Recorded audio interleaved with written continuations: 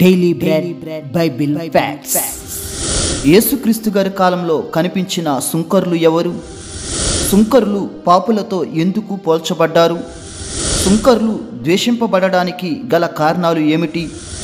మనం ప్రభుత్వానికి పన్ను చెల్లించవచ్చా? దాన ధర్మాలు చేయడం వల్ల ప్రభుత్వం యొక్క పన్ను మినహాయింపు క్రైస్తవులు పొందవచ్చా అనే విషయాలు ఈ వీడియో ద్వారా పూర్తిగా తెలుసుకుందాం. సుంకం అనగా పన్ను అని అర్థము. ఈ పన్నును వసూలు చేసేవారిని సుంకర్లు అని అంటారు. వీరిని ఇంగ్లీష్లో పబ్లికన్స్ అని పిలుస్తారు.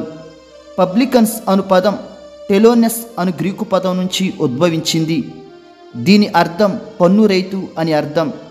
ఈ విధంగా పన్నులు వసూలు చేసే పనిగల వ్యక్తులను సుంకర్లు అని అంటారు. యేసు కాలంలో ఉన్న రోమ ప్రభుత్వం పన్నులు వసూలు చేసే బాధ్యతను కొంతమంది యూదులకు గుత్తకు ఇచ్చేది. వీరే సుంకర్లు. అంటే సుంకర్లు కూడా యూదులే. ఈ సుంకర్లు పరాయి ప్రభుత్వమైన రోమ ప్రభుత్వానికి సహకరించేవారు. అయితే ముందుగా మనం ఏ ప్రభుత్వానికైనా సుంకం అనగా పన్ను చెల్లించవచ్చా వద్దా అనే విషయం ఇప్పుడు తెలుసుకుందాం. ఈ రోజుల్లో చాలామంది ప్రభుత్వానికి పన్ను చెల్లించడానికి విముఖత చూపిస్తున్నారు. పన్ను చెల్లించకుండా ఉండడం కోసం నానా అడ్డదారులు వెతుకుతున్నారు. రాజకీయ నాయకులు, సినీ నటులు, పెద్ద పెద్ద వ్యాపారవేత్తలు సైతం ప్రభుత్వానికి పన్ను చెల్లించకుండా స్విట్జర్లాండ్లో ఉన్న స్విస్ బ్యాంకులో కోట్లాను కోట్ల ధనమును ఇప్పటికీ దాచుకుంటున్నారు. దీనినే నల్లధనం అంటారు. ఇలా ప్రభుత్వానికి పన్ను చెల్లించకుండా ధనమును దాచుకోవడాన్ని బైబిల్ పూర్తిగా ఖండిస్తుంది. ప్రభుత్వం మనకు ఏ పన్నునైతే చెల్లించమందో, ఉదాహరణకు ఆస్తి పన్ను, ఇంటి పన్ను, కుళాయి పన్ను, ఇటువంటివి ఎన్ని పన్నులైతే ప్రభుత్వం చెల్లించమందో అవి ఖచ్చితంగా మనం చెల్లించాలి. మత్తయి సువార్త 22వ అధ్యాయము 21వ వచనం. అందుకాయన అలాగైతే కైసరువి కైసరునకును, దేవునివి దేవునికును చెల్లించుడని వారితో చెప్పెను. ఈ లేఖనంలో యేసుక్రీస్తును పన్ను విషయంలో చిక్కుల్లో పెట్టాలని పరిసయ్యులు ప్రయత్నం చేశారు. అసలు కైసరుకి పన్ను ఇచ్చుట న్యాయమా కాదా అని యేసుక్రీస్తును అడిగారు. అప్పుడు యేసుక్రీస్తు, ఒక దేనారం నా వద్దకు తీసుకురండి అనగా వారు ఒక దేనారం తీసుకురాగా, దీనిపై ఎవరి రూపం ఎవరి వ్రాత ఉన్నదని యేసు అడగగా, ఈ దేనారంపై కైసరు బొమ్మ కైసరు వ్రాత ఉన్నదని చెప్పిరి. అప్పుడు యేసు ఈ లేఖనం ప్రకారం ఇలాగూ మాట్లాడాడు, అలాగైతే కైసరువి కైసరునకు, దేవునివి దేవునికి చెల్లించుడని యేసుక్రీస్తు గారు అన్నారు. ఇంతకీ కైసరు ఎవరంటే రోమా సామ్రాజ్య చక్రవర్తి. అంటే రోమా ప్రభుత్వానికి ముఖ్య అధిపతి ఇతనే. ఇతని క్రిందే ఆయా దేశాల రాజులు ఉంటారు. ఈ దేశాల రాజులందరికీ చక్రవర్తి కైసరు. యేసు కాలంలో రోమా ప్రభుత్వం ఉన్నది కాబట్టి రోమా ప్రభుత్వానికి పన్ను చెల్లించండి అని యేసుక్రీస్తు గారు అంటున్నారు. కావున యేసు ఏ ప్రభుత్వానికి కూడా పన్ను చెల్లించవద్దని అనలేదు. యేసు పన్ను చెల్లించమని మనకు ఆజ్ఞాపించాడు కాబట్టి మనం కూడా మన ప్రభుత్వాలకు పన్ను చెల్లించాలి. రోమాపత్రిక 13వ అధ్యాయము 7వ వచనం. కాబట్టి ఎవనికి పన్నో వానికి పన్నును, ఎవనికి సుంకమో వానికి సుంకమును చెల్లించుడి. ఈ లేఖనం ప్రకారం ప్రతి పౌరుడు పన్ను చెల్లించాలి. పన్ను ఎగవేతదారులను బైబిల్ ప్రోత్సహించదు. దేవుడు పన్ను చెల్లించమనే చెప్పాడు కాబట్టి ప్రభుత్వం విధించే ప్రతి పన్నును పౌరుడు కట్టాలి. ఒకవేళ ప్రభుత్వం పన్ను మినహాయింపు వెసులుబాటులు ఏమైనా కల్పిస్తే అవి చట్టపరంగా పొందుకోవచ్చు. ఉదాహరణకు ప్రభుత్వం దాన ధర్మాలు చేస్తే పన్ను మినహాయింపు ఇస్తామని ప్రభుత్వం చట్టపరంగా చెప్తుంది. దీనిని ప్రభుత్వమే నిర్ణయించింది కాబట్టి పన్ను మినహాయింపు కోసం దాన ధర్మాలు చేయవచ్చు. పైగా బైబిల్ కూడా పేదవారికి సహాయం చేయండి, ఆపదలో ఉన్నవారిని ఆదుకోండి అని చెప్తుంది. కాబట్టి ప్రభుత్వం యొక్క కొన్ని పన్ను మినహాయింపులు పొందడానికి పౌరులు ఈ వెసులుబాటును వినియోగించుకోవచ్చు. అలాగని దుర్బుద్ధితో ఎవరికీ దాన ధర్మాలు చేయకుండా ప్రభుత్వాన్ని మోసం చేసే విధంగా నకిలీ ఆధారాలు చూపించకూడదు. ప్రభుత్వం విధించేవి చట్టపరంగా ఏమైనా చేయవచ్చు. ఇప్పుడు మనం యేసు కాలంలో ఉన్న పన్నులు వసూలు చేసే సుంకర్ల గురించి తెలుసుకుందాం. మార్కు సువార్త 2వ అధ్యాయము 16, 17 వచనములు.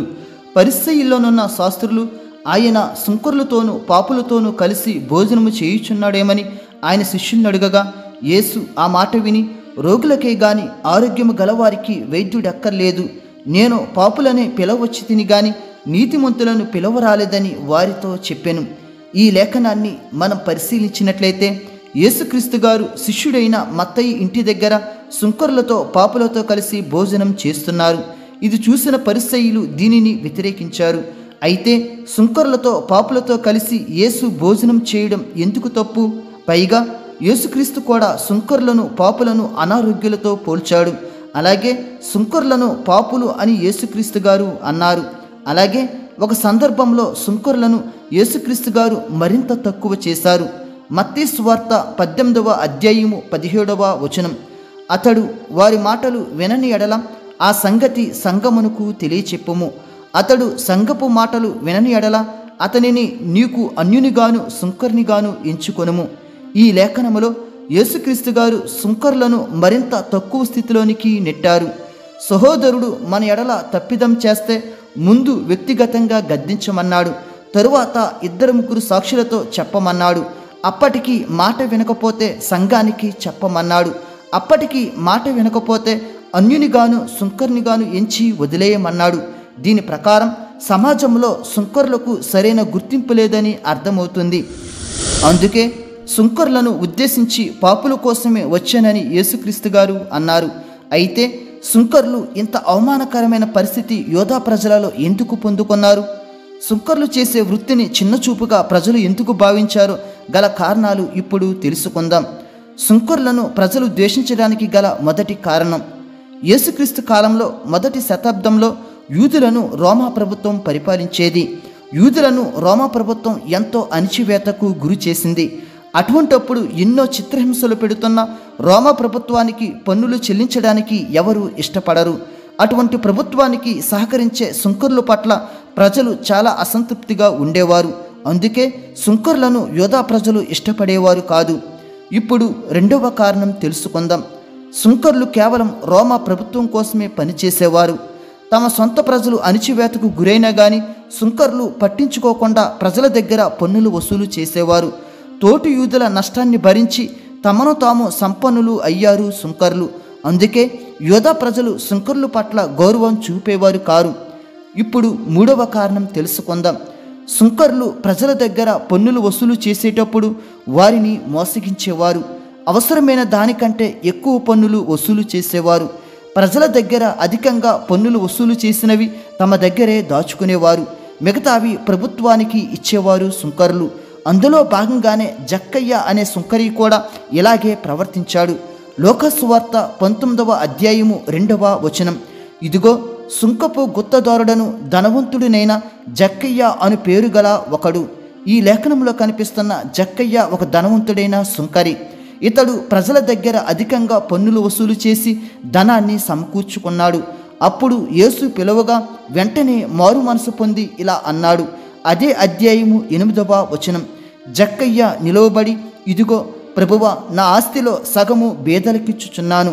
నేనెవని యొద్ద నేను అన్యాయముగా దేనినైనా తీసుకొని నెడలా అతనికి 4 గంతలు మరలా చెల్లింతునని ప్రభువుతో చెప్పెను.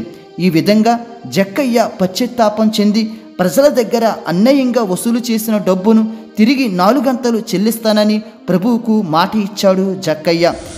ఈ విధంగా సుంకరులు ప్రభుత్వం విధించే పన్ను కన్నా అధిక పన్ను ప్రజల దగ్గర వసూలు చేసేవారు. అందుకే ప్రజలలో సుంకరులంటే చిన్నచూపు ఉండేది. ఇప్పుడు 4వ కారణం తెలుసుకుందాం. సుంకరులు పన్నులు వసూలు చేసే వృత్తి గలవారు కాబట్టి అందరికంటే బాగా ఎక్కువగా డబ్బులు సంపాదించేవారు. దీనివల్ల వీరు అట్టడుగు స్థాయిలో ఉన్నవారిని పట్టించుకునేవారు కారు. దీనివల్ల ధనిక పేద సమూహాలు ఏర్పడ్డాయి. కావున సుంకరులు మిగిలిన సమాజం నుండి తమను తాము వేరుగా చేసుకున్నారు. అందుకే యేసుక్రీస్తు గారు కొండ మీద ప్రసంగంలో సుంకరులను ఉద్దేశించి ఇలా అన్నారు. మత్తయి సువార్త 5వ అధ్యాయము 46వ వచనం. మీరు మిమ్మును ప్రేమించు వారిని ప్రేమించిన ఎడల మీకేమి ఫలము కలుగును? సుంకరులను అలాగూ చేయుచున్నారు కదా. ఈ లేఖనం ప్రకారం సుంకరులు వారిని ఎవరైతే ప్రేమిస్తారో వారినే ప్రేమిస్తారు. అంటే ధనము కలిగిన వీరు ధనవంతులనే ప్రేమిస్తున్నారు. కావున మీరు ఇలాగూ ఉండవద్దని యేసుక్రీస్తు గారు కొండ మీద జనసమూహానికి ప్రసంగించారు. కాబట్టి ఇన్ని కారణాల దృష్ట్యా సుంకరులు యోధా ప్రజలలో అత్యధికంగా ద్వేషింపబడ్డారు. అందుకే సుంకరులు పాపులతో సమానంగా పోల్చబడ్డారు. ఇంతకీ పాపులు అని ఎవరిని పిలిచేవారంటే యూదులలో హంతకులను, దొంగలను, వ్యభిచారులను పాపులుగా పరిగణించేవారు. ఇటువంటి పాపులు సాంఘిక కార్యక్రమాల్లోనూ దేవాలయంలో ప్రవేశించకూడదు, వీరితో కలిసి భోజనం చేయకూడదు. ఇటువంటి పాపులతోనే సుంకరులను కూడా సమానంగా చూసేవారు యూదా ప్రజలు. అందుకే బైబిల్లో తరచుగా సుంకరులు, పాపులు అని ప్రక్కనే వ్రాయబడ్డారు. అందుకే ఈ లేఖనంలో యేసుక్రీస్తు సుంకరులతో, పాపులతో కలిసి భోజనం చేయడాన్ని పరిసయ్యులు వ్యతిరేకించారు. అప్పుడు యేసుక్రీస్తు చెప్పిన సమాధానం ఏమిటంటే, ఆరోగ్యం గలవాడికి వైద్యుడు అక్కర్లేదు, అంటే అనారోగ్యం గలవారికి వైద్యుడు కావాలి అని అర్థం. కావున పాపం పరంగా అనారోగ్యులైన సుంకరుల కోసం పరమ వైద్యుడైన యేసుక్రీస్తు వచ్చాడు. అందుకే పాపుల కోసమే వచ్చాను గాని నీతిమంతుల కోసం రాలేదని యేసుక్రీస్తు గారు అన్నారు. అందులో భాగంగానే సుంకరి అయిన మత్తయిని పిలిచి తన శిష్యునిగా యేసుక్రీస్తు గారు చేసుకున్నారు.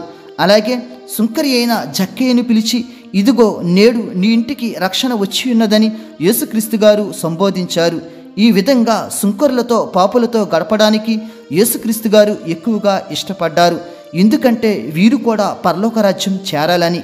ఒక విధంగా సద్దూకయ్యులు, పరిసయ్యులు ప్రజల పెద్దల కంటే సుంకరులే గొప్పవారని యేసుక్రీస్తు గారు అన్నారు. మత్తయి సువార్త 21వ అధ్యాయము 31వ వచనం, యేసు, సుంకరులను, వేశ్యలను మీకంటే ముందుగా దేవుని రాజ్యంలో ప్రవేశించుదురని మీతో నిశ్చయముగా చెప్పుచున్నాను. ప్రధాన యాజకులు, ప్రజల పెద్దలు, పరిసయ్యుల కంటే సుంకరులే ముందుగా పరలోక రాజ్యం చేరతారని యేసుక్రీస్తు గారు అన్నారు. దీనికి కారణం ఏమిటంటే, యేసు కంటే ముందుగా వచ్చిన బాప్తిస్మిచ్చు యోహానును సుంకరులు, వేశ్యలు నమ్మారు. కానీ ప్రధాన యాజకులు, పెద్దలు మాత్రం నమ్మలేదు. పైగా సుంకరులు పశ్చాత్తాపం చెందారు.